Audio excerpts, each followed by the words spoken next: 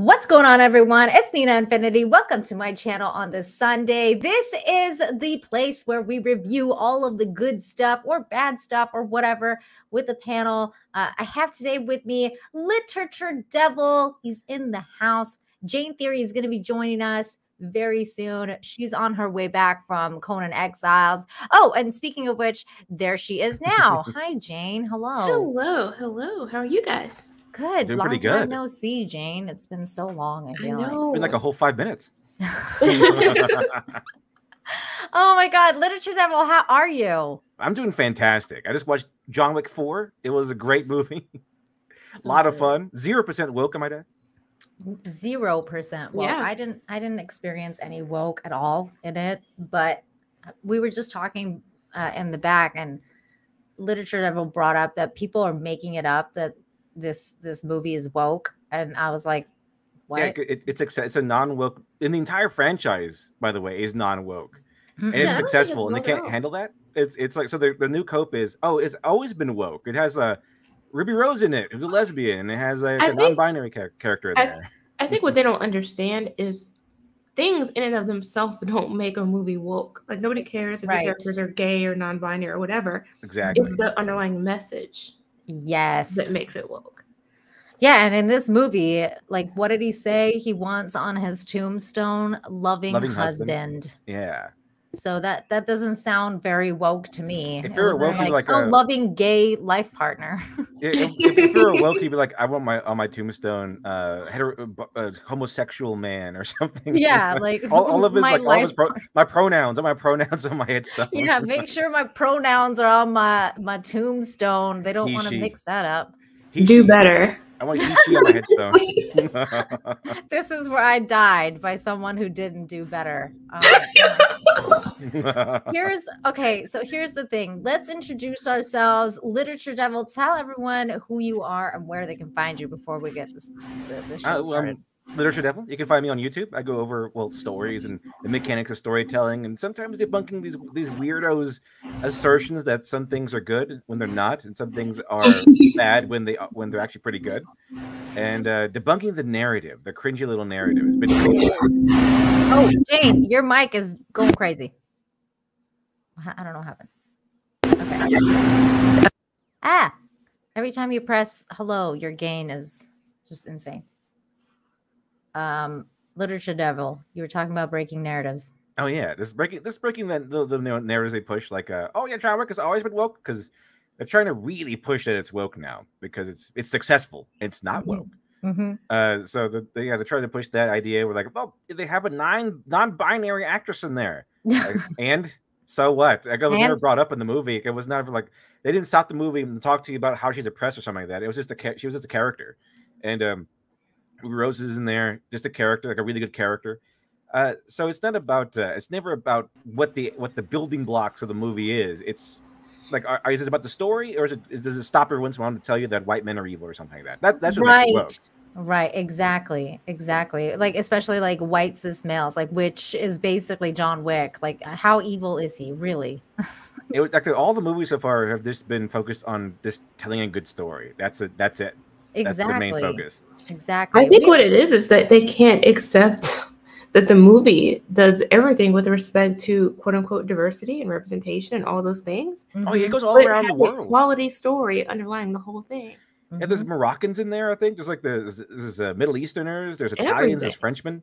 Everywhere. I mean, they even had the French, and they have everybody in there. They have Arabs. It was great. The only thing I don't understand in the movie is how they travel around so fast. I'm just like, what? We're from Arabia to like Paris within 2 seconds. Super secret high table powers. Yeah, I'm like, can they just say that they have teleporters in this game? I can get on board with the teleporters. In this game. I mean, in this movie. Oh, by the way, in the fourth one, they have such diversity. They have he goes in the beginning he goes to the Middle East, back to the Middle East. It goes, and then you have Donnie Yen, who's Chinese, and then you have Sonata's character, who's Japanese. Right. And we get this whole battle in the Osaka Continental. So it's full of diversity. No one's complaining. In fact, it's doing great. It's breaking records. Like it's doing fantastic. So this whole everyone's just racist thing is just being debunked all over the place. And no, we're not racist. No. Your movies just suck. John Wick is Right. Exactly. That's what people want to see. And real quick, before we get into it more, Jane, tell everyone who you are and where they can find you before Yes, you can find me here on YouTube. I post movie and TV reviews and occasionally some pop culture commentary. You can also find me on Twitch, Twitter, and Instagram at Jane Theory, but especially Twitch. Yes. Because we play games a lot there now. Speaking of that, I got a Rumble rant here for $2 from Real Patriots Party. It says, off topic, savory flesh and or abysmal flesh. Feed your Conan Exile house cats. They'll meow less from hunger pains, LOL. Well, that's really good to know. Thank you so much, because I'm always like, why are these cats meowing again? Okay, savory flesh and abysmal flesh. I'll have to remember that. And they follow everybody around the house for food. They literally sit in front of the fridge and meow. I'm like, I fed you already. Why? Why are you doing this to me? Okay, sorry. Getting distracted here. Now, one last thing before we really get into things. You guys in the chat, this is a spoiler review. So if you have not seen John Wick 4, I mean, I suggest you go watch it first and then come back and watch it here. Watch our review. But if you don't care, just so you know, this is a full-on spoiler review. We're going to go crazy and talk about everything.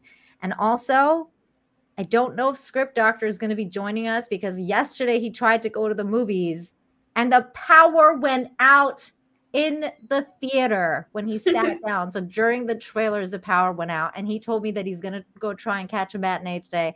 So hopefully he'll join us at some point while we're streaming and tell us his thoughts on it. But this is a question here. Is 4 better than 3? LD, what do you think?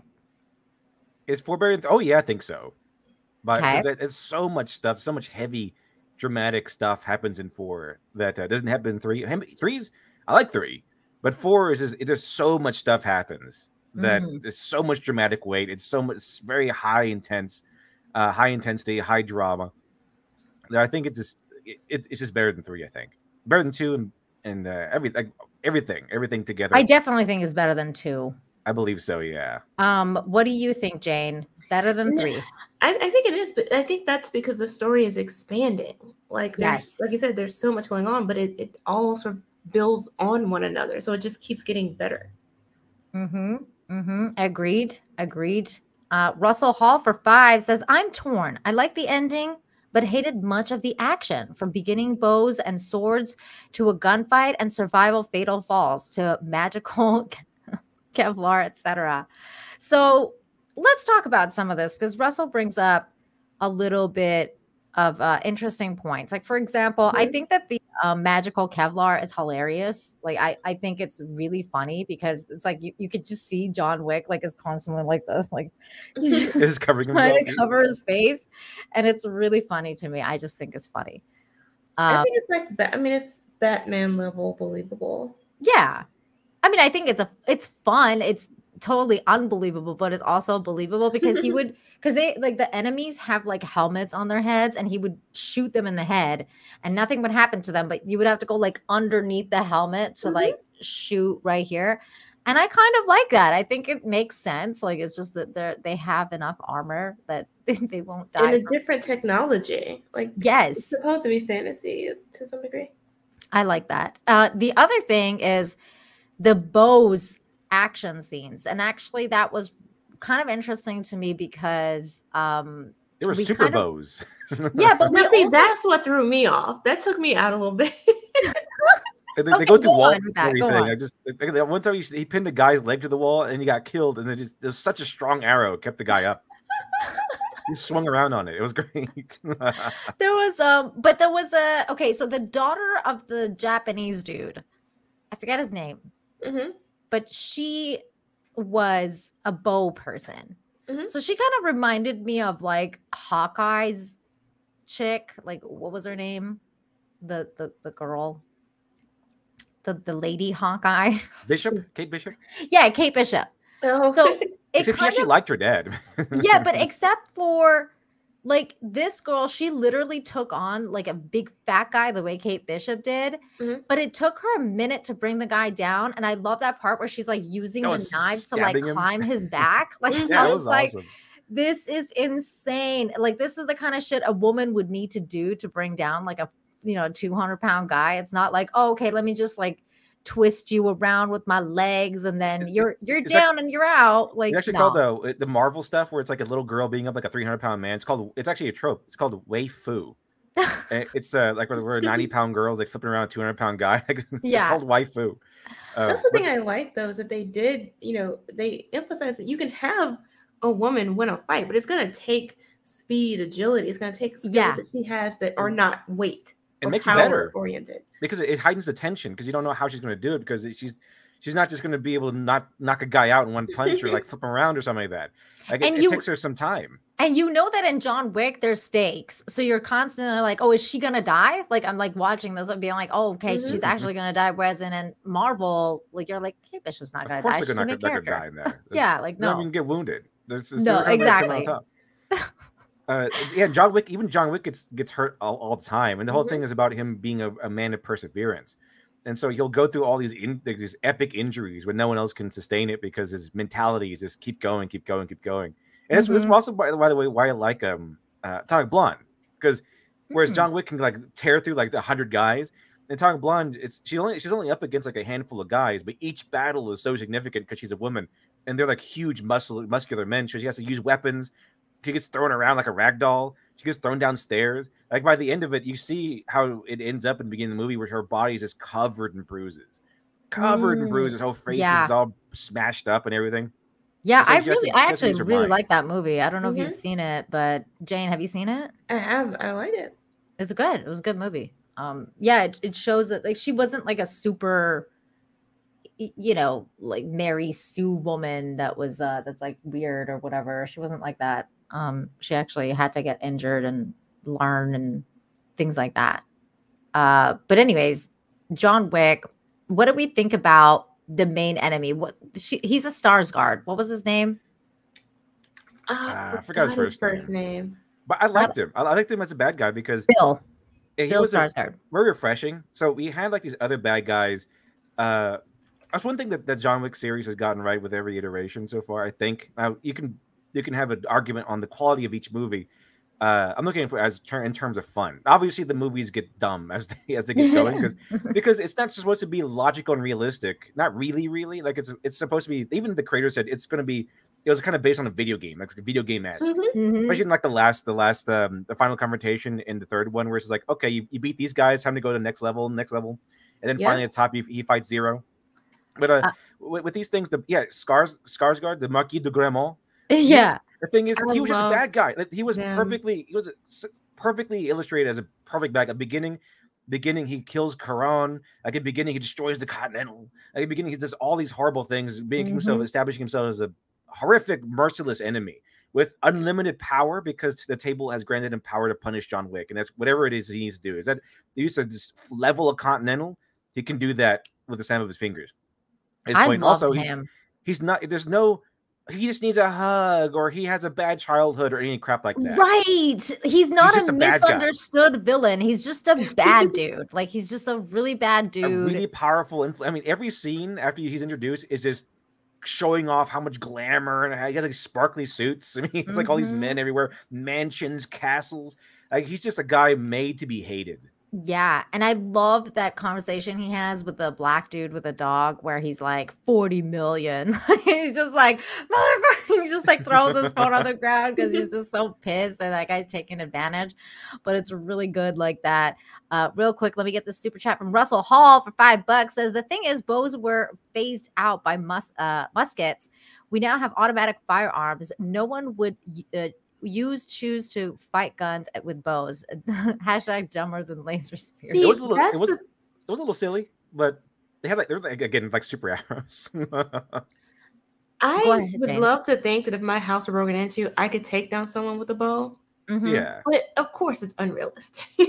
I mean, it's unrealistic. It's cool, but it's unrealistic. I also think it's kind of like it was because it was like Japanese. They were trying to do like the whole kind of their style of fighting, like at that place. Like she was proficient with the bow, so it was like that was her weapon of choice. They seem to honor tradition and wanted to portray that angle, but exactly very Japanese, like very Japanese.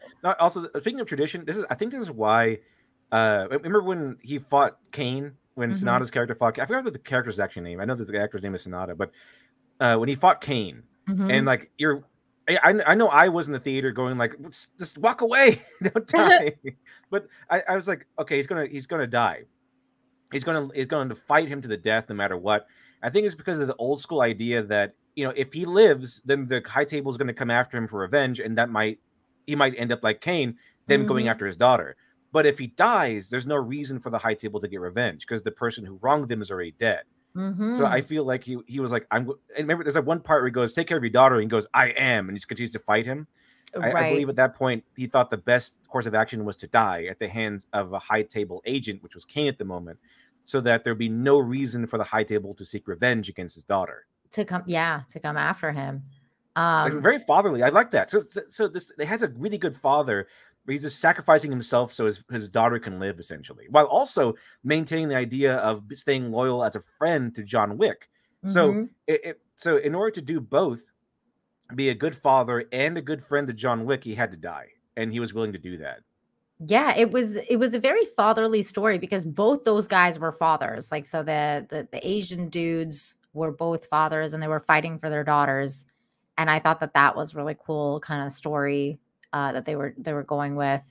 And you're right, like he did sacrifice himself for his daughter. It was really crazy, like the way that whole thing happened. What I didn't get though, I didn't understand why the Japanese dude's daughter was like some street performer. I was like, what? Like, why is she just playing the violin on the streets? Like, oh yeah, I have no idea. Why isn't she like some performer in like an orchestra or something? I just didn't understand why she was like a street performer. I was like, oh, okay, like, are they poor? Because they're clearly not poor. Like, it was very just confusing. Maybe it's her way of staying grounded. Oh, maybe. But that's like headcanon stuff. I needed to know. I was like, why are you on the street? Like, it's not your dad doesn't make any money or something. I don't know. XSL for $2 says bow and arrow knee kills is best kill, crowd favorite. My favorite kill was nuts. And then the dog went crazy. Which let me bring this up. Let's talk about this character for a second, Mr. Nobody. It was really interesting. Was this also? I was like wondering, was his name a callback to the movie Nobody? Because people were like really wanting Nobody and John Wick to be in the same universe because I think they're both made by the same people. Ooh, that's interesting. I really love that movie, Mr. Nobody. That's a good movie. Because I don't think his name wasn't Nobody. I don't think, but the movie's called Nobody, and I think that was like a designation given to like government operatives. So I think he was less of a the nobody and more of a nobody, like a nobody that the auditors like they just go in and. Well, no, he literally said it because the guy was like, "What's your name?" and he was like, "Nobody." Like he didn't mean like my name is Nobody. He just didn't want to tell him his name. I was wondering if that was it's like a callback to the movie Nobody. Yeah, I wondered too. I didn't think about that at all, but until you in the chat said it. That's interesting. I like how he has a German Shepherd. That's a separate joke for Nick Rekieta followers. I think that's funny. It is a German Shepherd, right? Or is it a different type of dog? I thought maybe it's one that can really attack your nuts. Apparently, so really likes. I mean, I really like the nuts. It was really funny. I love that part where he finally killed the dude and then he pissed on him. That was hilarious. But I also didn't get it because I was like, isn't that dude already dead? Like, how did he end up here? Because in the previous scene, John Wick shot him because he was about to kill the dog. I think he shot him in a non-fatal area. I guess it was not. I assume the guy had the same suit. I assume the guy had like one of those bulletproof suits. Also. Right. But he fell down in like a far, far way. Like I had like maximum hit points or something like that because he got hit by cars. Like he got just thrown off of things. He got shot a couple of times. Yeah, there was a couple of things where I was like, well, like you said, it's a video game. That's what I was thinking the whole time. Yeah, speaking of that, the creators said that they built these movies like video games. So speaking of that, we need a John Wick video game. Like, when is that happening? We do. There are a few. There's not that great. I mean, I have one called like John Wick Hex, which is kind of like a strategy game, sort of. You have to. Oh. It is very fun, but it's not like probably not the game people want. You know, people were like probably looking for like more like Max Payne or something like that. Yes, Max Payne, John Wick. That's exactly what I want. That'd be pretty cool. Make me that. I will freaking buy that and play that so hard. I can't even explain to you. There was another one though, where like this one was unbelievable to me, where they're in the fucking roundabout in Paris and they're all like doing the car stuff, and then the dog comes out of nowhere and he like bites some dude. It was the same guy. And then he takes the dog and he smashes it into an oncoming car. The dog's and I was like, that dog is dead. But he like just got up and he's like, woof, woof. And I was like, well, the dog also has a lot of hit points. I guess the dog, there's nobody leveled him up a few times. Yeah? He's max level. It was. He was max level. Russell Hall from 5 says, also, can we talk about the blind guy? He was Daredevil when he needed to be and fumbling at other times. Also, how did he read his cards? See, that I have no idea. He just looked at it like, let me see here. And then he read his cards. I just thought it was kind of funny. But I was like, wait, which cards? When they're playing the card game, like it was like they all walked in that club in Germany. That's right. Because I was like, does he have like little dots on the cards? Like, is that like blind people cards? Because I don't think so. Look like no more cards to me. Like, how did he do that? Maybe he was like colorblind the whole time, and he was just making it up. He was just like, yeah, I'm blind. But we got to see his eyes. He actually is blind. He took off the glasses and everything. Yeah, maybe he's what's his name blind? The guy, Stevie Wonder. He's Stevie Wonder blind. Maybe it was the texture of the cards. Maybe. It's possible. I couldn't tell. Yeah, he had no eyes. You guys are right. I do like the fact that that little balance there where he's not completely Daredevil. Like he sometimes he fumbles a little bit. Sometimes he uses like those doorbells. Yeah, the doorbells. That was smart. That was smart. I loved it too. It was so good. And I love how he was like eating that soup, and that guy's like, earn your fucking keep, man. Like, we need you. Because all the guys are getting killed. He's just like, fine. Also, I like that they use his blindness in really good ways in some parts of the movie to build tension. Like in the first part where John Wick is on the ground out of bullets and he's completely still because Kane has like a automatic rifle that he can just, if John Wick even breathes too loud, Kane like right in the head. He's right there. And so like that was tension filled. He's like, you dead, John? He's just going closer, trying to see if he can catch something. Mm-hmm. That was a good tension builder right there. That was. There's a lot of stuff like that. There was. Before we go on. Go ahead. That scene reminded me of Jurassic Park with the kids in the kitchen trying to get away from the raptor. Which scene in John Wick 4? The kitchen scene or whatever. Was that the kitchen where he was laying out the chimes? Oh yeah, the doorbells. Yeah. They're like, because they were hiding. Yeah, totally. That's funny. Darth Gavel for 5 says, isn't Keanu half Japanese? It makes sense that they would go traditional with the Osaka. I don't think he's half Japanese. Is he? He's part Japanese. I don't know, but I mean, John Wick is Russian, or at least he's part of the Romana or the what they call it, Ruska Romani, something like that. Yeah, he was. Roma? Keanu Reeves is born in Beirut, and I believe he's for sure part Japanese. Really? I just don't know how much.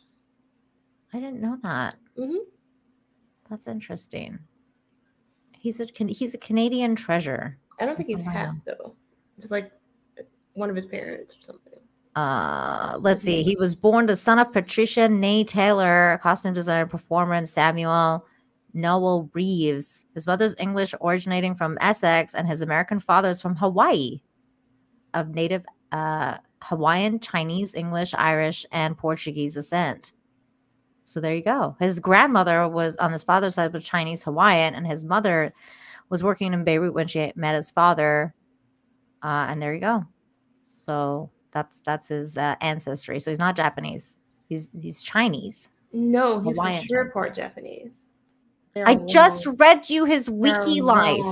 They're wrong. She's denying it. I mean, wiki can be wrong. They're just random people. Russell Hall for 5 says he used the doorbells once and then he didn't need them at all. He was shooting and chopping everyone with perfect precision. He wasn't even born blind. Yeah, he did say he gave up his eyes or something. He gave them to the high table for some reason. They don't know exactly why, but that's what he said. I think that might be a prequel thing that we might see.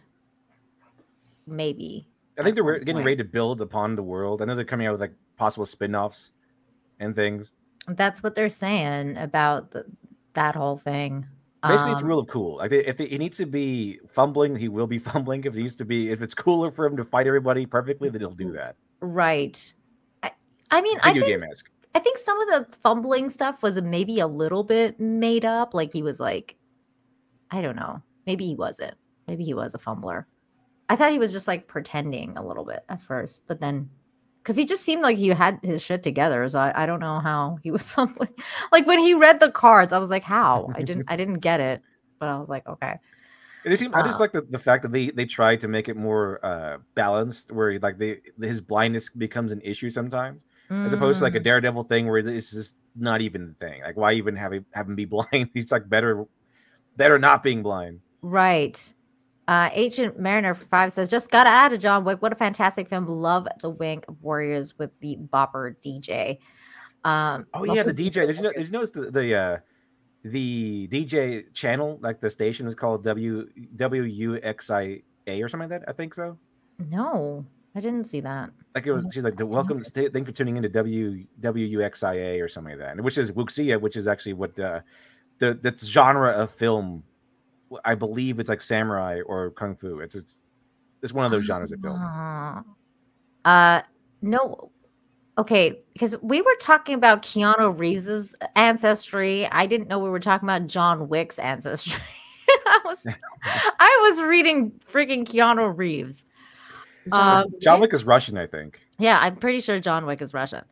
But okay, speaking of the DJ scene or that whole thing, because I thought it was hilarious where they're like all fighting on the dance floor, like when that Russian dude or whatever, I think he was Russian dude, right? He was like the fat Russian dude. He kind of looked like, I think it's German because it's in Berlin, I think. That's right. That was surprising. That caught me off guard. I thought he was going to be this fat guy who's like useless in the fight. No, but he was like the kingpin. I was like, he needs to grab him and start doing a bear choke. Yeah, he was the kingpin. Like he could do like spinning back kicks and stuff. Yeah, he was crazy. He was trained. But that part was really funny to me because they started like killing each other in the middle of the rave and nobody cared. I was like, all of those people are high. Like they're just, they don't care. That happens in every John Wick movie though. I know. Or things are happening so fast, they just don't know.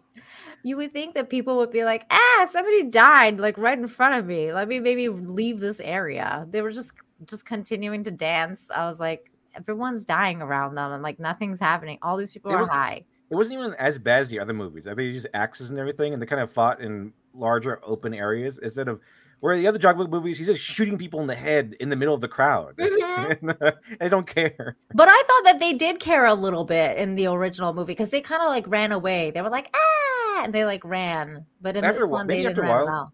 But like, I think he just moved to more open areas. They eventually ran out.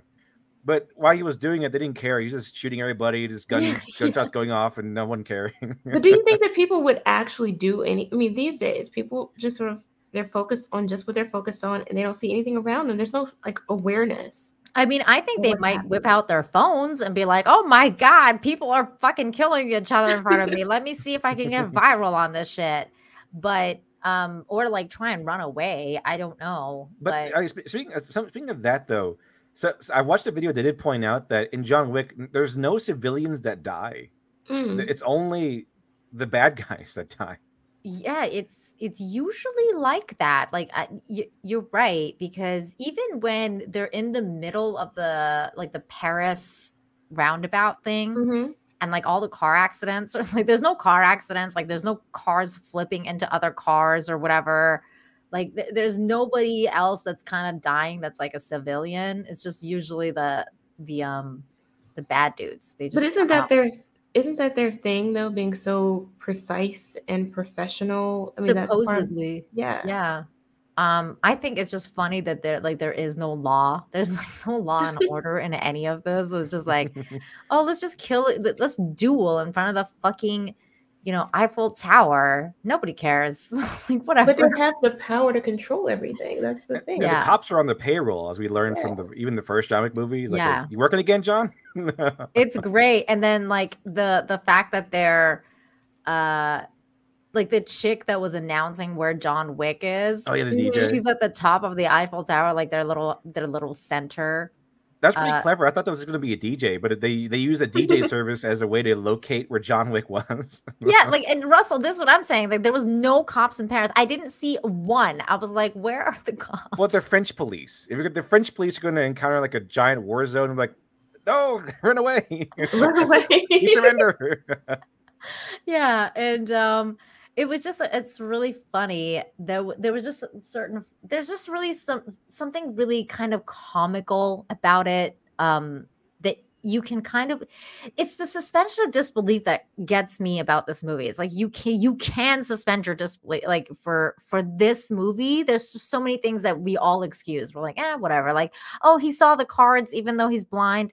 Whatever. Like, it's still a great movie. Yeah, classic action. It's just like it earned this thing. We're like, oh, it's just, we know going into a John Wick movie, the logic is going to be kind of stupid. Like, obviously, no one could be John Wick and survive all this. It's he fell from a 5-story building and he's just fine in the next movie. Like this, of course, is going to be stupid. But we're there for the action, the artistry.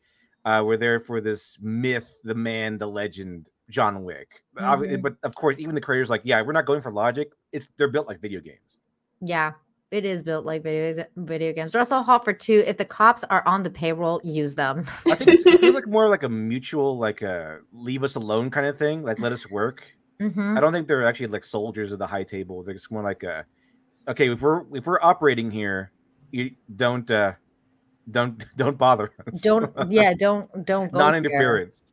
I mean, I would think that that's kind of like, I'm just assuming, this is my headcanon. But that woman that was announcing like where John Wick is or whatever, I'm assuming that the cops have like a route to that, and they're like, oh, just stay away from this area. This is just, they'll tell their cops like, don't go there. This is the assassin area right now for tonight. Everything's fine. Just stay away. This area's off limits. Yeah, this area is off limits. Like they've color coded it or something, and they're like, this is code, green for John Wick or whatever. Like, don't go here. Or like that society, whatever that society is. The funny part was when the time came and they're like, okay, we're gonna do the duel or whatever. And then they're like, okay, if you you have to make it here by like sunrise.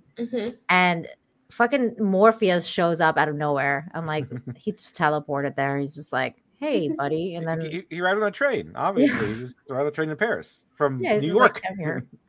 I mentioned this backstage, but I want to mention it again here. But John Wick 4 gave us what they didn't do in Star Wars. I mean, I know Ian McShane was not in The Matrix, but he is a major part, like one of the heart and soul characters of the John Wick franchise. And they gave us a nice, peaceful, solemn moment where we get to see Neo, Morpheus, and Winston all this sail down the river towards their final destination. Like, the tension is up, where it's a calm before the storm, and they get a moment where they kind of go over the death of Sharon, 100%. which is, of course, in real life, the actor died, unfortunately.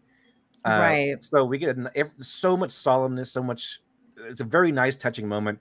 Not only do we get Morpheus and Neo in the same room, in the same moment, we get them in a nice quiet moment where they're sharing a friendship, sharing a touching moment. And then, of course, Winston is there, touching moment, going over like the idea of death and life and how to summarize a good man like Sharon in a few words. And that's where we get the John Wick goes, loving husband. I want a loving husband on my gravestone. Oh my God. That contemplation. Was so sweet. It was good. It was good. It's kind of feels like something we never got in Star Wars. We never got the whole Luke, Han, and Leia in the same room. But we got kind of something like that in John Wick, where you see Morpheus, Neo, and of course one of the heart and soul characters, Winston, sharing a nice, calm, friendly moment before the final confrontation. And what did you guys think of the death of Lance Reddick's character as well? I was surprised because I didn't think they'd have that in there. I didn't think they'd kill him off. I knew the actor died, but I didn't think they would actually kill him off in the movie. I thought they were going to kill him off in the movie. I was kind of, well, I didn't think so. I was like, I kind of hope they kill him off in this movie because in that way, if he's dead in real life, then we're not like, oh, what happened? And then they did. It just kind of fit. It was really sad in that way. I was like, oh no. He's like, it's been a pleasure, sir. Like it's so perfect, his death. It's like, oh, that's him all the way. Although I wanted a little bit of a more epic death, though. Like I kind of wanted him to like fight. Yeah, because in third one we got to see him that he's actually a really good fighter. Like he's a Chad. He's just right there. I kind of wanted that. Like I wanted him to fight a little bit before he. Because that was pretty cool. We got to see, his character fight a couple of guys. But I mean, I'm not surprised either because in every single John Wick movie, something epic happens, something significant changes. In first one, he gets thrown back into the lifestyle. Second one, he loses the Continental. And then the third one, he loses his family. He loses Winston as an ally for that time being. And he just gets crushed. He's obliterated. And then the fourth one, we lose Sharon. And the Continental gets blown up. So things change significantly in every movie. It doesn't hold tight the status quo. No, they didn't. It was fitting end though. Like I'm glad that he's gone. And rest in peace, Lance Reddick. But now going back to what you were saying though, and when Morpheus showed up, I'm just gonna call him Morpheus because I don't know his name. He's a Bowery King. Yeah, when he shows up, he's like, "Hey, I got this new suit for you too." I was just like, where did this guy get off the plane? But okay, so then he's there and he's like, "Oh, it's 6 a.m. You got to go do your duel." And I'm like, why don't you just stay there until the time comes? Like, because they were all under the ground. And then, like, when he surfaces, that's when he gets sighted. All he had to do was stay at the boat for a couple hours before the time came, and then just like go with the boat to that area because they have underground waterways to everything in Paris. So you could have just gone to the Eiffel Tower and then surfaced there and then just gone up the stairs without being seen ever. But he's like, I'm gonna make the trek from like over here to over there. That made no sense to me. Of all the movie, I was like, why didn't you just stay there and go for a nap? Like I'd be like, I'm just gonna take a nap in this boat, guys. Like just wake me up when the time comes and I have to go to my the Bowery King and Winston, they made it there. So how come we just couldn't go with them? I would have just stayed. I mean, it would have been better. Maybe I missed the reason why he couldn't. But like I was thinking about that during the movie. Like, how come it's Winston and Bowery King are there? How come we didn't go with them, John Wick? Like, no, exactly. Jane, did you think about that? Like, why didn't they? Yeah, but I mean, I think you often have those questions pretty much throughout the entire IP. Like, because why? Like, why didn't you just do this? But I mean, drama. That's true. Drama. It didn't make logical sense. Like that one scene where he makes it to the top and then that guy kicks him off the stairs and then he just rolls back down the entire way. All the way down. Like, why don't you just grab the railing as you're going down? You would have been fine halfway through. But he didn't. He just like went all the way down. He's probably really dizzy at that point because he just went down halfway and then he's like trying to get back up. I think he gets kicked again and he's like goes all the way back down. Oh my God. And then Mr. Nobody shows up with his dog. And that was a great kill. And then the doggy pissed on the guy. I was like, this is great. That was probably my favorite. Yeah, that was my favorite part. And that was probably the part that got the most reaction in my theater too, because everybody was just laughing their ass off at the dog peeing on the guy. By the way, I was sitting beside two 12-year-old boys with their family watching this movie. It was really weird, but the boys handled it really well. I think I was more like, oh my God, that's this than they were. What was the theater experience like in your neck of the woods? Did you guys see it in the theater? What happened? That was great. Everyone loved it. Everyone's like just reacting. Oh man, they're reacting to all the violence, on the brutality. It's good. Everyone laughed at the dog peeing on the guy's face scene. That was funny. What about you, Jane? Did you pack theater, by the way, you guys, both of you, or no? My theater is seldom packed. So And mine not these wasn't, but days. it was. I also went to an earlier showing, so it's not really. It's never going to be a lot of people. But no, everybody enjoyed it. Everybody's reactions were really positive throughout the whole thing. Like, I mean, this is one of those movies that everybody can just literally escape and have a good time throughout it. And I think we all got pretty much what we were expecting. I think some of the action was balanced out a little bit by having other guys actually survive these things. So like, you know, John Wick suffers so many blows and he gets hit by cars and everything. But then so do some of the other characters. So even some of the bad guys. So they kind of balance it out a little bit where it's not just John Wick surviving all this. Like the higher level minions also can survive some of this. And that's what I like sometimes about John Wick fights, where sometimes some faceless minion will just give them trouble because he's like randomly good. He's like randomly better than the other guys. Like he's a little more skill. Although I did like sometimes you'll run into some of those guys who can put up an extra little bit of fight. Like the first one had that random Russian guy who barely has any lines, has no name as far as I know. He's just in there, but he's the guy that threw John Wick off the platform. Like the second story, he was able to defeat John Wick in hand-to-hand combat and throw him off. You'll have like a guy like that every once in a while. I know they had a specific guy who was like that, but there are other like random minions who could put up an extra fight that gave them trouble. But I think that added realism to it because I mean, you want, you want to understand what this organization is, what these people are, and they are all super elite. Like he's not special in that regard. He's better, and that has a lot to do with his psychology. But in terms of who these people are and what they do, this is the level that they're at, and I like that. Yeah, and that's also like kind of like the video game aspect again, because it shows you they're like kind of like mini bosses or whatever. Like it's like everybody's got like that certain skill, and then you have to go through like that one mini boss before you make it to like the bigger boss. So like it really does have that angle, like of the video game angle of you going through the different enemies and different levels of enemies. And there's like, regular enemies that you could just kill. And then there's like the ones you have to kill, headshot. And then there's ones that you have to kill, like they're just like the bigger bosses. I like that. I think it's cool like that. There was also this little bit that I wanted to talk about because Keanu Reeves is amazing. And apparently he did 90% of his own stunts on John Wick 4. Oh, yeah. Have you heard them talk about it? They go over like fan theories. Like Keanu Reeves and the director, I think. This is their baby. They both have like equal input and stunts. I think Keanu Reeves is the guy who wants to he's the guy that input horses into the whole thing. So whenever you see a horse scene, it's probably Keanu adding in a little tidbit there. It was his idea also to walk in the desert, the third one. Things like that. So you have all these cool little tidbits, and if you ever see them or hear them talk about the movie and the franchise, there's so much passion and enthusiasm behind their voices. They're so gung-ho into making this the best thing that can possibly make it. Isn't that amazing? Like loving the IP and loving what you do actually makes like a good movie that people want to see. Wow. That's they love it. They love it. They're at it. They're just like, okay, what can we do here? What can we do here? How can we make this part better? I remember watching. Oh, sorry. No, you can go ahead. I remember watching the video. Y'all probably saw it too.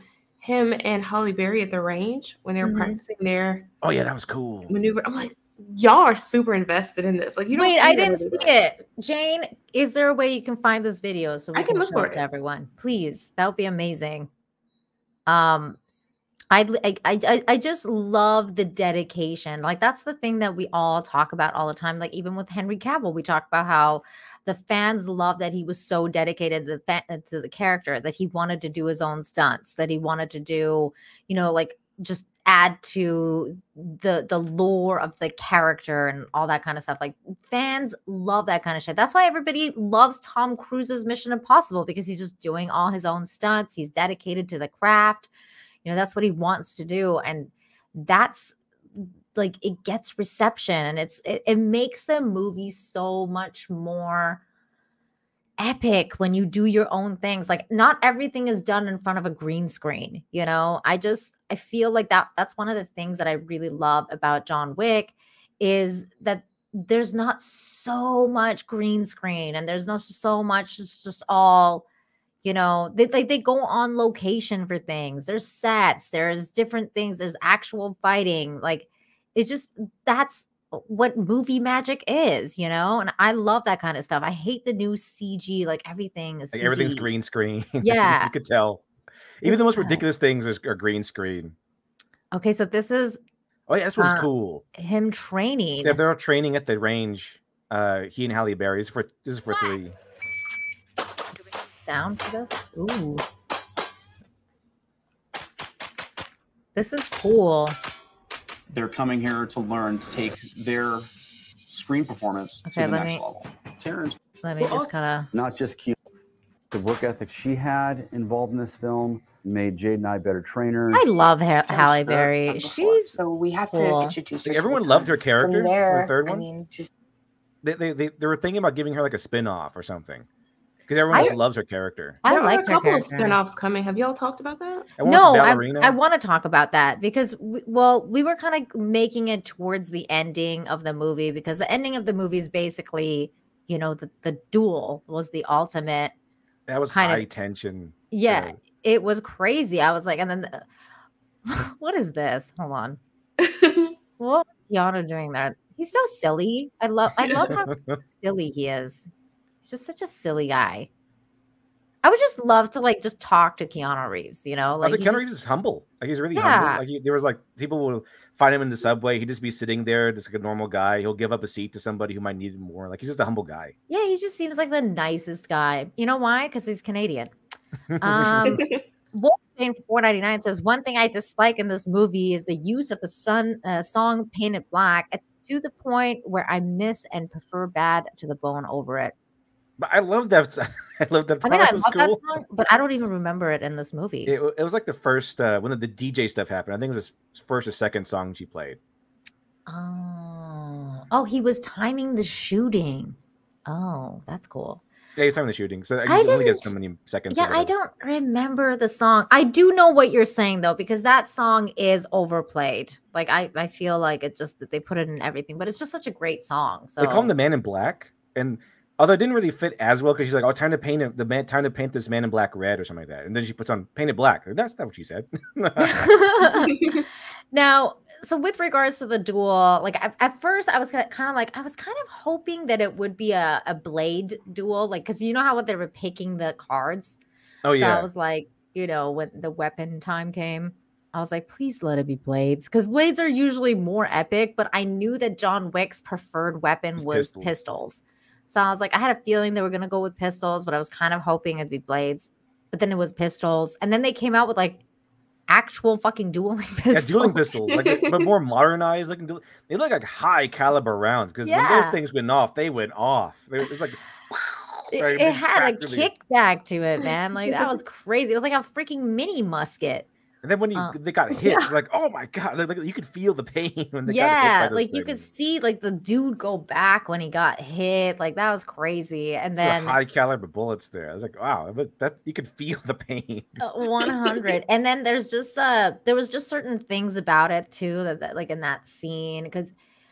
You know, I was wondering, like, I don't know what you guys were going through, like, in your head, but I was like, I mean, something's gonna happen where, like, somehow that guy's gonna die. Like, there's no way that these two are just gonna kill each other here, and then that guy's not gonna die.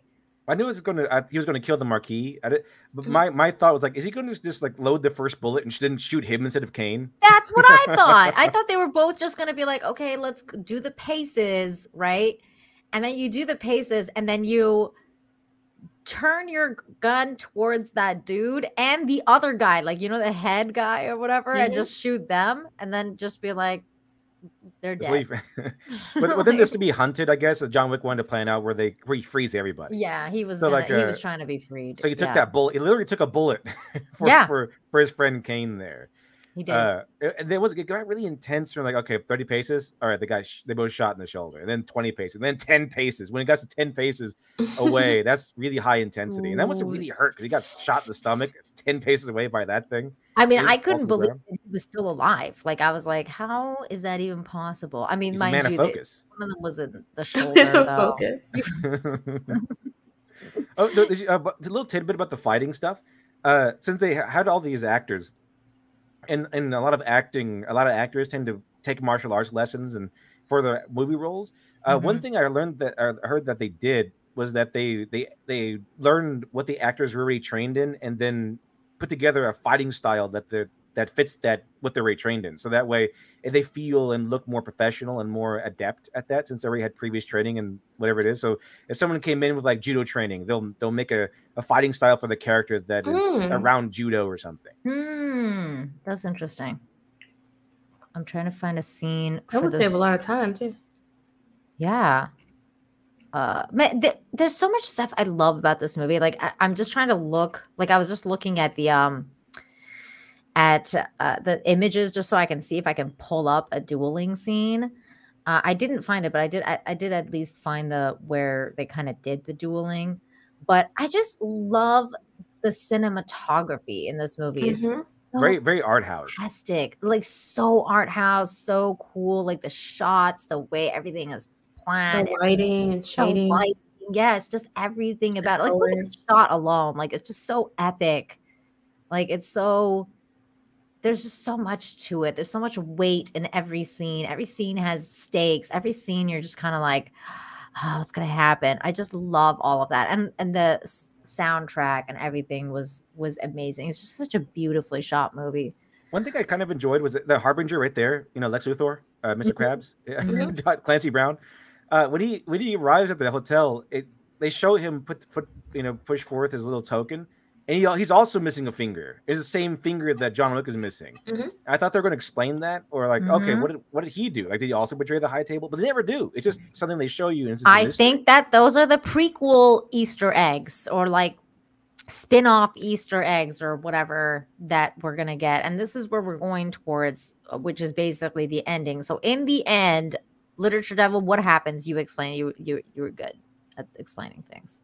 See, at the end, of course, he takes a shot in the stomach, and then he defeats the Marquis de Gramont with his own arrogance. And they even pointed out right before the end here, it's like, okay, so he gets shot in the stomach at the final test, and then of course the Marquis de Gramont is like, I want to finish him off. And he's like, I claim the right to coup de grace. Yeah. And so he goes over to John Wick, and then like John Wick is like starting to move, and then Winston's like, you arrogant prick, he didn't fire. And he's like, what? Yeah.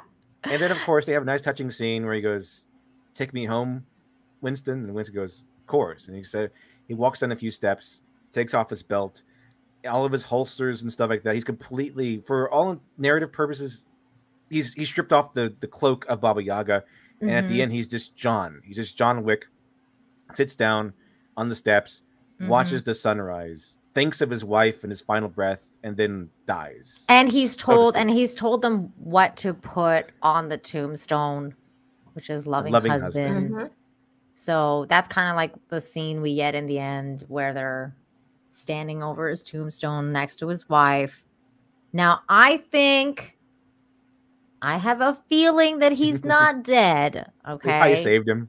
We never saw a body. Whenever we don't see a body, I'm just kind of like, I don't know about this. Thing is, no one has actually come back in John Wick. Everyone's like, oh, he might, like Cassian. He got stabbed in the chest, and we didn't see him die, but he hasn't come back. Ruby Rose, we didn't see her die really either, but she hasn't come back either. I mean, I'm pretty sure Zero's dead, but like some of these characters that we see almost die but not really die, you think we see them come back like all bandaged up or something. We don't see them come back. No one ever comes back as far as we see. Even the elder switched for this movie. Like this, the previous elder, like he's dead or something. But the thing is, even the creators are like, well, you don't see him die, do you? You just see him fall over, and there's a grave plot. I'm telling you that's a scene. And somebody said, I love the where was it? The purple suit guy. That's the guy that we were talking about that looked like the Kingpin. That was crazy. That caught me off guard with that guy. I thought he was going to be this dude. One of those. Yeah, I thought he was going to be just a sleazy mastermind who has everyone do his work for him. So I was really caught off guard when John Wick was like going up for the kill, I was like, oh, he's dead now. And then he starts beating up John Wick because he's like a powerhouse, doing back kicks and spinning back kicks and like just like it's like a gigantic behemoth mountain of a man. And he's just all muscle apparently because that guy was incredible. He's just throwing him around, slipping around. Oh my God. And then Jane, that part where he goes to like join the family again. And then the Russian girl's like, you know, they drink some fucking vodka or some shit, and then they like brand themselves. I was like, we're in Yellowstone. Fucking Yellowstone branding happening. I thought of you in that moment. I was like, we're fucking branding themselves. It was so funny. Oh, did you know there was an after credits scene? Yes. And that's what we're getting to. So like that is what happens. And then so did you see the ending credit scene? That was crazy. I did not. So when John Wick was buried and everything, I was like, well, they have one loose end they didn't add in, they didn't touch on, and that was this character when she made that promise. She's like, you either kill Kane or I'll kill Kane, and we never saw her again. Well, he told her, that guy told her, he was like, I will see you I'll be waiting for you. He said that to her. He was like, I'll be waiting for you. I'll be waiting for you. Because it's like the Kill Bill thing where she's like, she kills Vanita Green and tells the daughter, like, if you feel raw about it, I'll be waiting. And the funny part when that happened, I was like thinking about Jane, because I was like, see, me and Jane would be like, that bitch is dead right now because she's gonna come she's gonna come for you. She's gonna come. You gonna kill her off right now if you don't want her to come for you. But he didn't care because he was like, you know, it's like a family thing. He knew he just killed her father. He's like, I don't really want to kill you too. Russell Hall asks a question: why were there no other brands on their arms for the Russian dudes? Good question. I don't know. I didn't see any other brands either because he didn't have any other brands from the previous like life. I didn't see it. I mean, they had tattoos, but I didn't see any brands. Maybe it's a special one where it's like reclaiming someone in the family. Oh, maybe it's like the re-entrance to the family. Like this time you have to get branded. And then her being branded too is her vouching for him. Right. That's what I don't know. They don't explain it. So I'm just guessing. Russell, it's Yellowstone rules. Okay. Now they're part of it. She did it this time though. She branded herself on the other side. So I think like now it's like, it's the mend the ticket. She was mending the ticket. It's a mending of the ticket. So that's why they're branding. We've seen branding with Ruska Roma before, and that was when the ticket was torn. And now we see branding again when the ticket was mended. Right. So in the final scene though, Jane, the final scene is basically we see not the blind girl. We see the blind dude's daughter performing out on the streets again, which made no fucking sense. I was like, she's just out on the street playing the violin and everyone's just watching her. And the father is approaching her with like a bouquet of flowers. I guess like he's been away for a while. So he's just like, you know, I'm home, daughter. I'm here to watch you perform, even though I can't see you because I'm blind. I'm here. And as he's like approaching the daughter, this chick walks up and she like whips out a knife like she's gonna kill him, and like that's the scene. Like, so you don't even actually technically see him die either. You just kind of assume that she stabbed him before he saw he heard anything, I should say, because he doesn't see anything before he hears her coming, so that she like just kind of stabby him. But technically we don't see him die either. I mean, technically they could do a scene where he sees her coming somehow or something. Maybe the daughter yells out. I don't know. From what we've seen with his abilities, he's so attuned to what's around him. I don't see how that would work. She was being very quiet. I think he would feel it. I mean, that's the thing, right? So like that's kind of like the ending scene, like the post credit. So a lot of people are speculating that that's going to be some sort of spin-off for their characters. Now, I don't think we're done with John Wick. I'm just gonna say it. I just don't think that he's dead. You think there's going to be another movie or more spin-offs? No, I think there's going to be another movie. I think there's going to be a John Wick 5 and he ain't dead. He's probably trying to live in peace or something as just John, and then somebody's going to bring something's going to happen. Bring him back in one more time. Yeah, one more time. You got to go back in, John. We still haven't seen the new Continental because the new Continental's made now because that guy got it back. That was part of the deal. I feel like there's just certain things like it's left unfinished. Like there's just certain things that are left unfinished, and I feel like they're gonna. And I guess like it would all depend too on how much money this movie makes, and I think it's doing really well. So, John Wick has made quite a bit of money over its budget, I think. Unless Keanu is done with it. Unless Keanu's like, nah, I'm done, bro. Like, no, I'm not gonna do John Wick anymore. I think they had set up 5 movies. They have set up 5 movies. Beyond that, I'm not sure, but 5 movies they said they had ideas for. Russell Halford too says, "Are we sure Revenge Daughter doesn't have a penis?" Pretty sure. This chick, she doesn't have a penis. She's the one that was like the Kate Bishop chick. She's like fucking climbing that dude's back with the knives. She was like me in Conan Exiles trying to like climb the fucking cliff. Like she's just like, yeah, I'm going up this dude's cliff back because he's just giant. She was nuts. I loved it. The Uba Geek in the house for 5 says number 5 is already confirmed. Yeah, not only was it already greenlit and confirmed, it was supposed to be filming alongside John Wick 4, except COVID got in the way. So the question is, like, I mean, I just don't think that there's going to be a John Wick 5 without John Wick. I mean, call me crazy. I just don't think gotta have that John Wick and John Wick. I mean, yeah, I mean, like, I just don't think Keanu Reeves is not going to be in John Wick 5. Do you think that they will pass the mantle? Oh God, he's going to have a secret daughter, and she's going to be super quirky. Oh no, and she's going to be better than John Wick at everything. They better not do that, man. Russell Hofford too. I bet she's gonna got a Conan Exiles level. Oh, you know it. Look, see, I'm pretty sure they already filmed it. I don't think so because LD was just saying COVID got in the way. I'm just checking the headlines here. John Wick 5, will John Wick 4 get a sequel? Let's check this. Let's check this headline. What are they saying here? They're saying yes, I think. There's some obvious questions to ask following John Wick, blah, blah, blah. One factor is obviously Keanu Reeves. The actor has left the door open. That means yes. Explaining in the interview from earlier this year that another installment depends on the reaction. You have to see how the audience responds to what we did. So basically, yes, there's going to be another one. I think the reaction's been pretty freaking positive.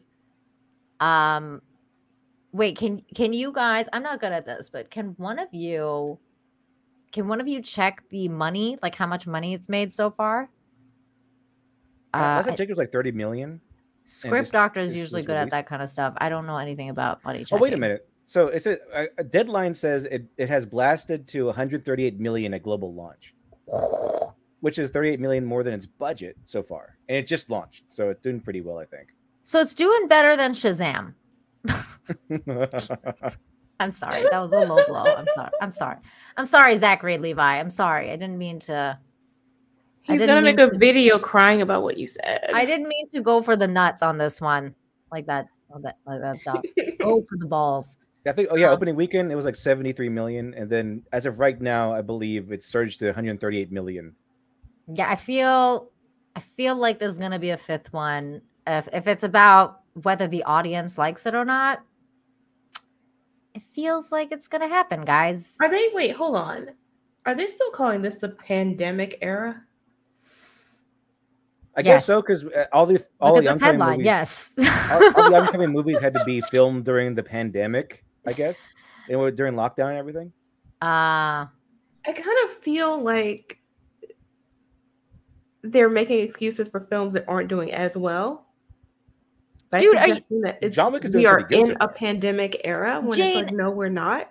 Jane, they're 100% making excuses because to this day, if I have a problem with YouTube or Google or something, or even Amazon, I'll message them or something. And then they're like, we're so sorry for the late response due to COVID. We don't have enough, blah, blah, blah. I'm like, COVID's over, y'all. Like, stop using this as an excuse for your bad business practices, because that is not an excuse anymore. Everywhere, like, there's no lockdowns.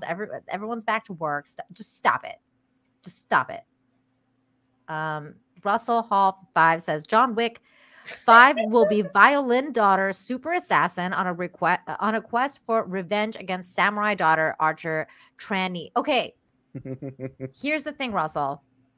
I think you're right, but I don't think that's gonna be John Wick 5. I think that is gonna be one of the spin-off sequels or whatever that they're planning, because there's several. And LD, you said you wanted to talk about that, or Jane, one of you said that. So I do know about two. Yeah, I've heard about a few. I don't know what they are exactly, but I believe that one of them is basically that, because that's the last scene was set up for one of the sequels. So I don't know if that's going to be the case, but let me see. Let me just Google real quick. John Wick. They have the Continental, which is supposed to be about Winston's rise to power during like the Prohibition era and everything. And then they have the Ballerina, which is supposed to be about one of the girls from the Ruska Roma being a ballerina assassin person. Oh, so it's going to be like what Black Widow should have been. Yeah, what Black Widow should have been. Right. Essentially, yeah. Okay, great. I was like the fact that, in the third one, the third one he goes and we get to see, oh, this is where he trained. I like the fact that all the boys are training and all the girls are dancing. Like they know there's a difference. Yeah. That's funny. It's true though. It's true though. So new details on John Wick's spin-off series, The Continental, including when it's streaming on Peacock exclusive. We're not going to read this whole thing, but that is one of them. What the fuck is that? That is just an ad. And one thing I thought was going to be cool in John Wick 4 is I had the idea after John Wick 3. I thought it'd be really cool if John Wick had to go up against the Ruska Roma, because as for revenge, like for getting them in trouble with the High Table. Mm-hmm. So I thought it'd be really cool for John Wick to go up against a bunch of dudes who also had the same training he did, but that didn't happen, unfortunately. See, okay, so would you guys be interested in like a John Wick prequel? Because I've thought about that too, but I just don't think that a John Wick prequel will do well if there's no Keanu in it. Like, do you guys think the story would do well though with another younger actor? I think it would do incredibly well. I mean, we've seen it on occasion. We've seen prequels and sequels do well. And what they've done so far, I have confidence in them. And I'm interested. I mean, like, would you be interested, Jane, in the story of like how basically he got into the family first, what he did until he realized he doesn't want to do that life anymore and basically gave up the life to be with his wife? They've done such a good job of creating this world for me that I want to explore it. So I would love to know what happened before, and they could spin off other characters. I'm interested in all of the characters. None of them are wasted, right? Sure. I feel like I want to know more about each one of them. So if they maintain the same quality, I'm absolutely tuning in. I mean, I feel like I really want Keanu to be a part of it, but I also wouldn't.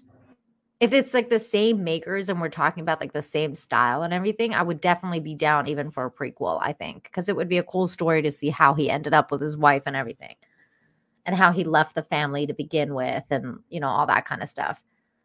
I mean, Yellowstone pulled it off.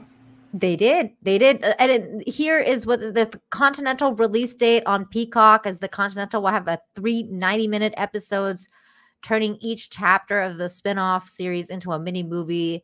As Lee now tells us, all 3 episodes are part of the one continuation, and there won't be any time jump between the chapters. So we'll always be in New York City in 1970 with Colin Whittle, replacing McShane as the young Winston. See, they're already doing. I'm just worried about these prequels. I'm just worried about these because at least with the John Wick movies, they're being handled by the people who love the franchise. The implications that other people are going to take the reins into the this, you know, that's prequel spin-offs. It could be like, oh, you know, like what happened with Korra, where like the creators went away and new people came in. It's like, oh, tell me what kind of people you want to see represented in Republic City. Like, this is right for it becomes vulnerable. It becomes vulnerable. It does become vulnerable, but I trust them to have the right people in place. You trust too much, Jane. I know. I'm just worried they're gonna mess this up somehow. They're gonna get some woke weirdos in there. I agree. They're gonna be all about, oh, look, with Continental, we're gonna have our first openly trans character in the John Wick universe. It's gonna be so wonderful. I'm finally feel seen. Look, they already have Ana de Armas like on here. What's she gonna be? John Wick's 4 future, explaining that shocking chapter and for prequels and more. Why is she on here? I'm also, is she the ballerina? Because I'm also worried about that. Maybe she's the ballerina. Because it's the ballerina stars a girl, and while that would be fine in the hands of the creators of Keanu Reeves and the creators, she is. It's going to be.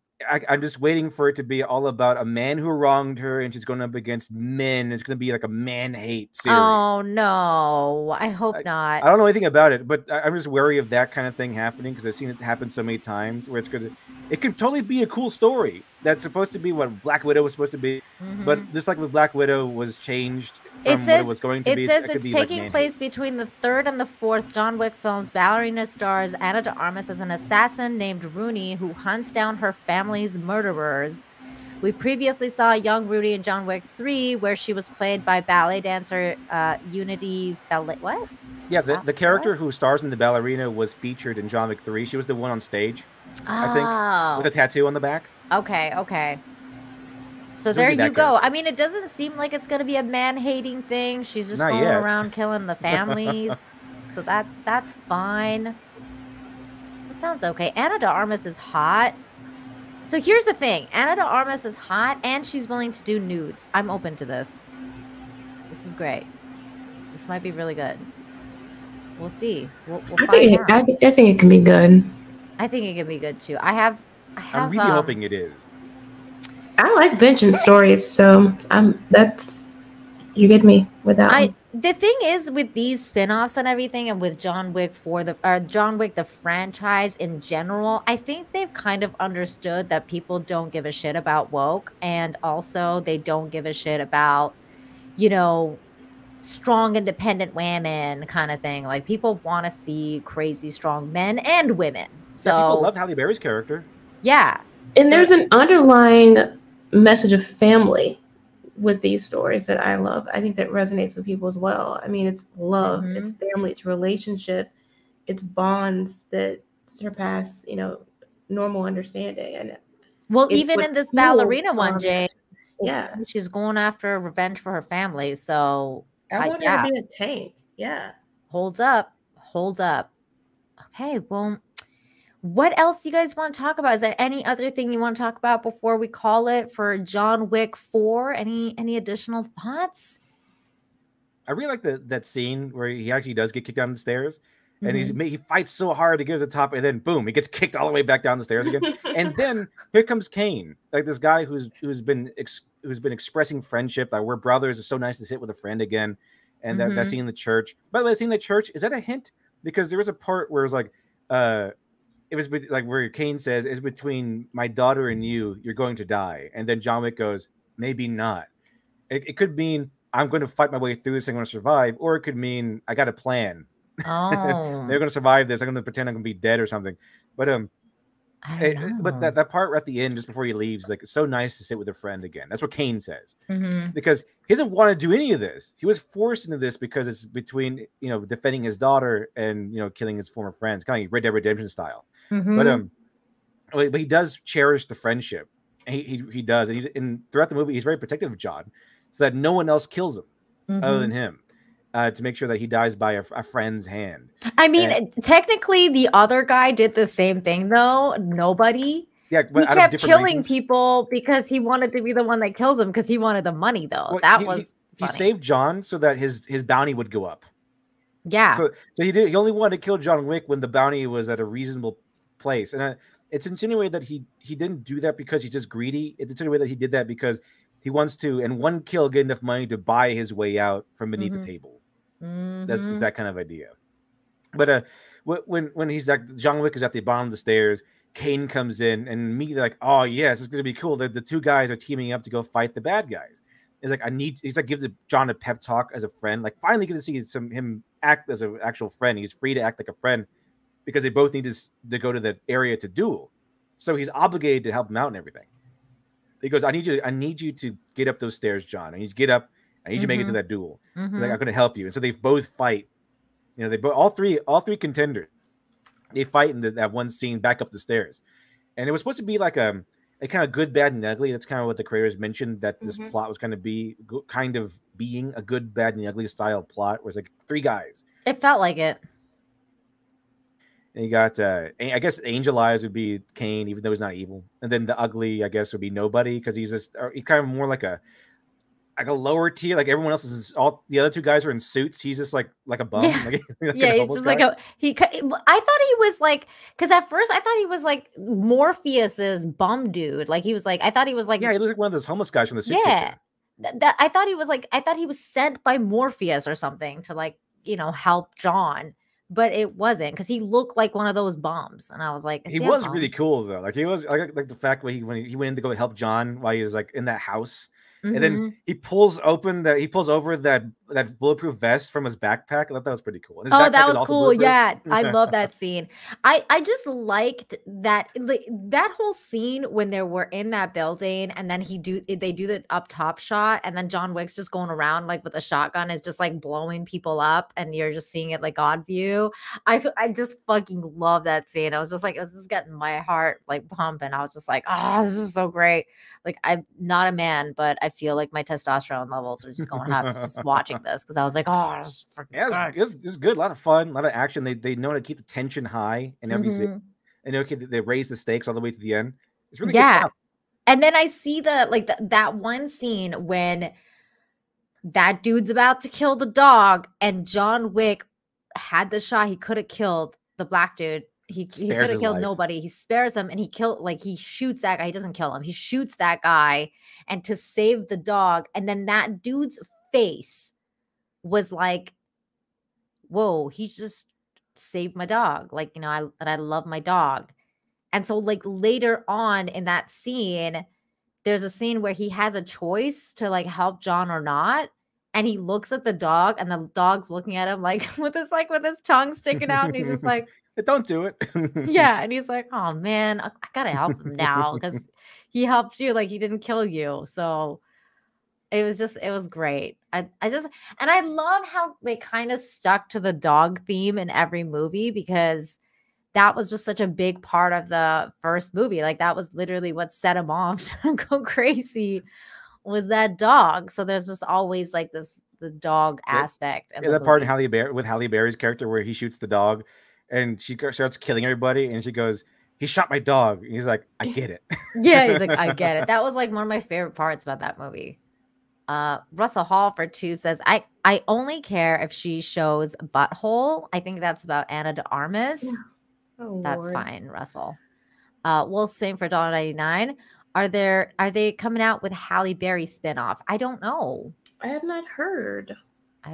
It would be kind of cool. I like would watch it. Brainstorming phase, like it's possible, but it's not as definite as Ballerina and Continental. I would love to know how she got into it. Yeah, she was awesome. Like they mentioned that she used to be labor, now she's like management, and so she rose her way up to management. I think the Moroccan Continental. It was kind of interesting. I would like to see that. I would like to see that. That would be a cool spinoff of her character, and seeing that Continental, and like just seeing like her character build that place or something. I don't know. I think it would be she had those dogs. Do one for each place. I'm cool with it. I kind of like the fact that Halle Berry, they know Halle Berry is a woman and therefore can't do as much as John Wick can, so they gave her 2 dogs to supplement it. See, I think that's great.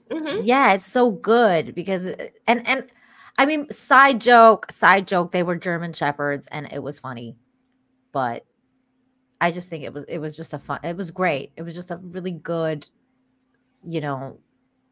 thing to show that women need that extra help. Like that. It's kind of like us with our thralls and Conan. Yeah, totally, Jane. Totally. Russell Halford too says, why are there no rules against pre-duel killings? Because those guys are all shady as fuck, Russell.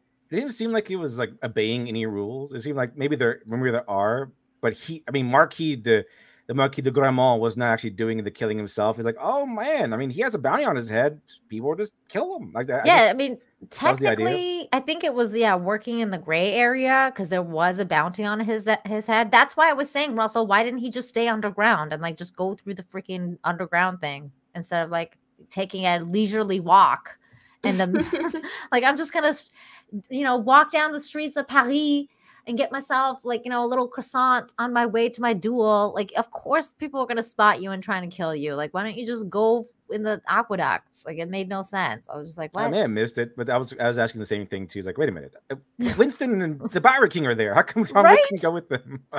I was thinking the same thing. But then I saw the dragon breath weapon scene. I was like, okay, I forgot all about that. Yeah, same. The magical black man had him dead to rights for 20 mil payday, but it wasn't enough. Then he went to the Marquis, negotiated for 23, and agreed. I was thinking that he was playing him because he had that swagger about him. He had that idea of like, oh, okay, like the idea of I'm going to convince you that I'm going to do for 23. And then when he had John Wick get to rights again, he's like, hey, 40, 35, 40, still protecting John Wick. Because he needed more leverage. See, but that's when he stopped though, because he didn't. Was it the 40? Because he didn't kill him for the 40 because he saved his dog. Yeah, he was like, he would have killed him for the 40, but then he saved his dog. He was about to. No amount of money was worth the dog. That was the thing, because he saved his dog. So he was like, you know what? I'm not gonna kill you. He loved his dog a lot. Like in the beginning, he's like, no, I am the emotional support for my dog. Yeah. Oh, I love doggies.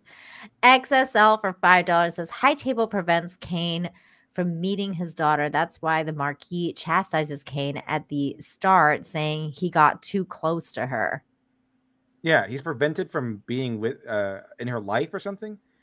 I don't know exactly what it is, but like, yeah, you got too close, so you're being punished. Well, that's why it still doesn't make sense why she's a street performer. I'm just like, okay, like, why isn't she in an orchestra? Like, I just don't get why she's a street performer. That's all. Some people do that, though. Like, you'll see them all over Louisiana. Well, yeah, but still, like, it just makes more sense for her to be in, like, a classy orchestra than, like, just a street performer. Oh, it just makes no sense to me, but whatever. I mean, to each their own. Maybe she just likes performing on the street. I don't know. To the regular people. Yeah, she's trying to stay grounded. She's trying to be a good... Oh, my God. It's so nice to see good things, isn't it, guys? Like, isn't it so nice to talk about good movies for a change? Yeah, I didn't have to endure some cringe thing about white people or men or something like that, or Republicans or anything like that. No cringe, no political cringe at all. It's just a fun movie that was made to be fun. Yep. It's still possible. It's still possible. And you know what else you had? You know what else you had? What? You had masculine men who were also attractive. And beautiful feminine women who are also strong. And awesome. Yes. Awesome. And loyal to the dad. Like, she was loyal to her dad. She's like, her whole thing is getting revenge for the death of her dad. She loved her dad too. I love that. That was such a good scene when she was like, Dad, we gotta go. You know what's funny is I kind of thought that she might come after John Wick because she told him, you killed my father. And it's all because of you. So maybe that's number 5. Maybe she's going to go after John because she's going to be like, this dude killed my dad. So fuck this dude. I'm coming after you, bro. And then he's going to have to figure it out again. I don't know. But maybe that's it. There was the Uber Geek sent me this. Where did it go? The Uber Geek sent me this little John Wick screenshot. Says John Wick Chapter 5 TBA in August 2020, Lionsgate confirmed that the 5th film was also being developed. It was intended to be shot back-to-back with the 4th installment, like LD said. But in March 2021, Lionsgate opted to delay production and move forward Chapter 4 first. In May 2022, they Stahelski stated that Chapter 4 has some conclusion elements to the story. There would be a 5th installment to the franchise. So there's definitely going to be a 5th. They kind of, if you look at interviews with them, when asked directly, is John Wick dead? They don't say anything, and then Keanu Reeves sometimes mentions like, "Oh, is that what you think?" There's no way. We didn't see a body. That's what I said. I'm like, there's no body. Like, no. The only person, so far as I remember, in John Wick, the entire John Wick franchise, who looks like they died and then comes back as the Bowery King. It's the only guy I've seen who looks like he died and then came back. And that's the same movie. It wasn't the next movie. It was the same one. Like, he just gets sliced with 7 cuts and he's just alive at the end. I mean, it was kind of like the same thing with me and the dog dude in this one. Not the black guy, but like the guy that they killed. Because I was like, I thought he was dead because he shot him and then he fell like 8, floors into the fucking he kind of like floor. fell to the ground. Like he really broke his neck or something. But he's max level. Okay, he's like legendary status. A lot of hit points. Like, I thought the same thing was gonna happen to the fat guy, and then he fell down, but he hit his neck and cracked it. And I was like, oh. Well, that guy fell a long way and then hit his head on the stairs. Yeah, and then he was dead. Like, I thought he was gonna be alive for a second there. I thought he was gonna wake up or something. I totally thought he was gonna get up, but he didn't get up. He just pulled out his gold tooth. I thought he was like, or they come back to life and start fighting John Wick again. See, that's the thing. Like, John wouldn't kill his friend's kid, but she doesn't give a shit. She's come for him, so he's gonna have to figure it out. I don't know. I think that might be the 5th one, guys. I don't know. Maybe not. I don't know. They did confirm a 5th one. It's conclusionary elements, absolutely, but the 5th one's still in there, still coming. I just don't see it being the end, and I definitely don't see it being like John Wick's not going to be in the 5th one or something. Like, that's just stupid. Well, the movie's called John Wick. But do you think he'll be out of it in like the first act? Ooh. No, because it's John Wick with fucking Keanu Reeves. Are you kidding? Like, that's what people are coming to see. Like, they're going to see Keanu. Definitely not. Maybe the 5th one, he gets his car back finally. The one he lost in the first movie. Oh my god, that would be funny. Well, they kind of give like those elements in this one too. Like when he was in that car, I was like, this is he stole someone else's. Yeah, yeah, it was great. Okay, any final thoughts, Jane? Any final thoughts on this? No, all around really well done film. It maintained my interest throughout. I absolutely enjoyed it. Like we said, it was very visually appealing. The performances were great. The story was great. I love the action. Some of it was a bit unbelievable, but again, like you said, it's a video game, basically. Yeah. And there is that fantasy element, but the world building is awesome. And that tends to be what just pulls me in more than almost anything else. So I really enjoyed it. I was happy to finally see a film that I did enjoy. It's been. What do you give it out of 10? I would give it a 9 out of 10. Excellent. Russell Hall for $2 says he should have broken a hip so many times. He should have been dead at the end of 3. So, yeah, everybody should have been dead, man. At the end of 3, with that 5-story fall, he should have been dead. Okay, if not way before. But I love that John Wick is always tired. Like his attitude reminds me of Geralt of Rivia. Yeah, this fed. He's always grunting, like, like it's great. He's like, I want to go home. Yeah. He's just like he's about to say like, I'm getting too old for this shit. He's just. Although it was pretty Chad of him to go like, it was pretty masculine of him to go like, okay, what time? When do you want to have this duel? Now. Yeah. He sort of happened to lose that one. It's like, okay, tomorrow at dawn. Okay. Yeah, it's like we're already here. Let's just go. You want to go now? No more prep time. This start the killing. Yeah. LD, final thoughts, and tell everyone where they can find you. I thought it was a really fun movie. The John Wick movie is not there to be some logical match, but they're obviously there to be just fun movies. Even the creators like, yeah, they're just video games. We're not there for logical nonsense. We're there to have fun. And the John Wick movies could get really stupid, but they are also really, really fun. And they put more fun way. They put more of their artistry, less in logic and more into the presentation. Fun. Yes. So I had a lot of fun watching it. Immense fun. I loved every second of it. I had so much fun. And you can literally Devil on YouTube. You can find me on YouTube for now. Maybe I might extend into Rumble. We'll see how it goes. But yeah, the Literature Devil on YouTube. I have a comic on Indiegogo called Dead Man's Lullaby, Dr. Alpha Dead Man's Lullaby Volume 1. And that one is still there. It's shadow banned, unfortunately. So you have to go direct link, but it's still there. It's still available. I have the link. I have the link to one of them in the description. I don't know which one it is, but there's one of them in the description. I think it's the more modern one, but yeah, that should be pretty fun. But yeah, that's where you can find me, Literature Devil on YouTube. And I cover story, narrative structure, the philosophy, the original ideas, traditional storytelling, reject modernity, to return to traditional storytelling. Yeah, I have the link to your first one, Dr. Alpha Miracle Child. Okay. Well, in the chat. There you go. It was at the Indiegogo page. I think that one's closed, unfortunately. But okay. The new one is up still. Yay. Get it. Get it. Also, Jane, wait, before we get to Jane, Russell Hall, are you seriously giving this movie a 4 out of 10? Are you insane? John Wick 4. Oh, is it John Wick 4 or is it? I give it John Wick. I think John Wick 4. John Wick 4 out of 10. He says it's really stupid. No, Russell, it's supposed to be. It's dumb. It's dumb fun. It's dumb fun. Okay, he moved it up to 5.5. He'll get there. It's okay. It's Russell. Just you're moving in the right direction. It's okay. You know, I really loved it too. Jane, thank you for coming on, Jane. Thank you for having me. Thank you for coming to the Lion's Den with me. We just have so much fun together. Mm-hmm. What do you got coming up, Jane? What do you got coming up next? Tell them where they can find you. You can find me on YouTube. I post movie and TV show reviews and occasionally some pop culture commentary.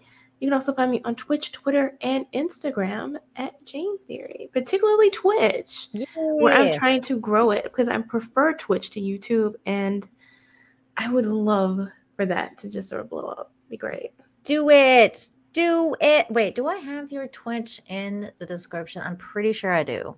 Yes.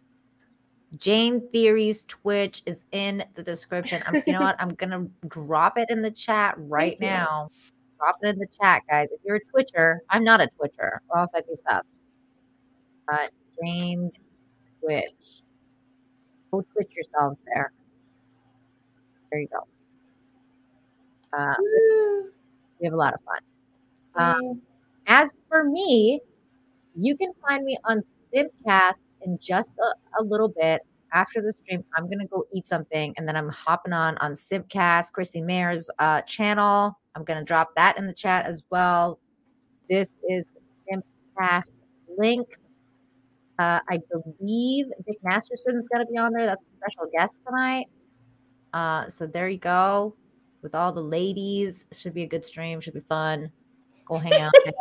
Somebody said we could find Nina lost on Conan. This is true. This is true. You can find me lost and crying on Conan in my streams. And probably leading Jane astray. Yeah. If we're playing together. Wait, Brian said this. This is my message to you, Brian. How dare you? They need to fix their maps. Okay. It's not me. You guys are great. You guys are fantastic. Thank you so much for watching the review today. Thank you. Special thank you to those of you who super chatted, if you became a member, memberships, all that good stuff. Extra thank you to my mods for hanging out and being super sweet as always. Let me make sure I didn't have any member messages on YouTube, and then we can call it a day here. Wait, what happened to my YouTube chat? I don't know what happened to it. It's gone. Okay, whatever. I love you guys. Everybody, go and hang out on Chrissy Mayer's channel for Simpcast. I will also be on Midnight's Edge tomorrow for Toxic Femme. I don't know if Jane's going to be there, but I will be there. 8 Eastern. We're going to be talking about Marvel's Kang beating women, apparently. My God, that's going to be a whole thing. This is going to be fun. Until next time, you guys, have a fantastic day, and we'll see you next time. Bye. Bye. Bye.